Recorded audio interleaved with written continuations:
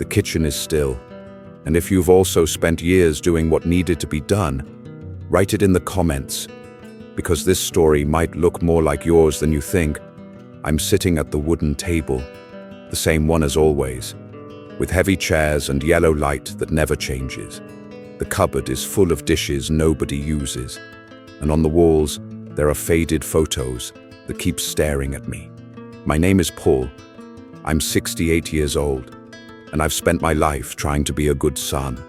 Not in the loud way, not with grand gestures, but with a constant presence. Reliable, never backing down. This house taught me early what was expected of me. Here we didn't talk about desires. We talked about duties, about what was right to do, even when nobody asked if I agreed. When I was 25, I told myself I'd have time later, after things settled down, after my parents needed me less, after the house was secure. Later always seemed close, but it never came.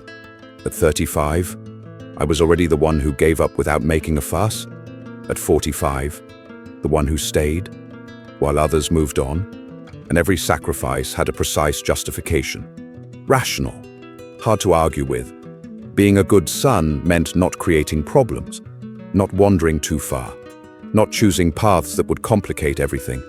It meant saying yes, even when inside I felt a no growing slowly. Now that I'm 68, sitting in this kitchen that never changed, I feel the weight of years spent doing the right thing for others. Duty makes no noise while it takes your space. It becomes part of your day, and then your whole life. I look at these faded photos, and I realize in many of them I'm not really smiling.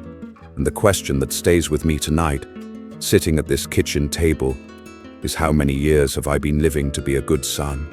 And how long since I stopped being something for myself? There's a loyalty that doesn't get celebrated, the kind that stays locked within these walls, year after year, without applause or recognition. Being a good son here meant always being there, even when nobody asked openly. All it took was a look, a half-finished sentence, and I understood what I had to do. At 38, when I could have left, I put the suitcase back, not out of fear, but out of responsibility. There was always something that couldn't be left behind. Fragile health, a routine to protect, a house that needed continuity. The kitchen saw me make coffee at 6 in the morning and reheat plates late at night, as if time was elastic only for me. Every gesture was simple, ordinary, but the sum of those gestures took up the best years. I don't remember when I stopped imagining a different future. Maybe it happened slowly, without a precise moment. Personal choices always came second, like something postponable, until they weren't anymore. At 50, I told myself I'd invested too much to change course. At 60, I thought holding on was the only sensible thing. Duty had stopped feeling like a choice. It had become a boundary.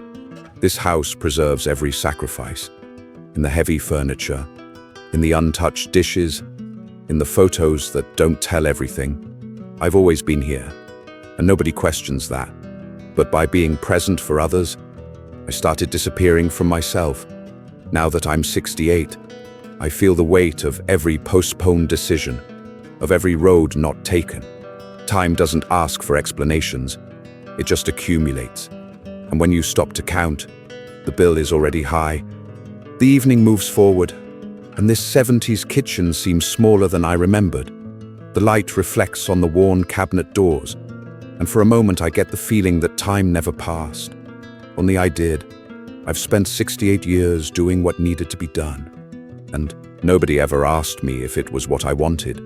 Maybe because being a good son means this too, not making things difficult, not forcing others to ask uncomfortable questions. I remember birthdays celebrated in a rush, occasions postponed, choices left hanging because it wasn't the right time. But the right time never comes. It just turns into the past. At some point, you even stop protesting, stop thinking about how it could have gone differently. You convince yourself you're doing the right thing, that the sacrifice makes sense, that sooner or later it'll be recognized. Now I know recognition doesn't always come, and when it comes, it's often too late. Time doesn't give back unlived possibilities, doesn't offer discounts, doesn't rewrite days spent in silence. I look at the faded photos on the wall, and I realize they tell a tidy version of my life, but they don't say what I set aside to keep it that way. Being a good son gave me direction, but took away my ability to truly choose. I don't know who I would have been if I'd taken another path, if I'd said no at least one more time. I only know that every sacrifice left a mark, and at 68, those marks add up. If you've made it this far, maybe you've also spent years doing what was right for your family, putting yourself at the bottom of the list. Write in the comments, "I was a good son," because sometimes saying it out loud is the first way to understand what it cost. Hit like if this story made you pause for a moment. Share it with someone still trapped in duty. And subscribe to the channel if you want more stories that don't promise solutions, but help you face time head-on before it presents the final bill.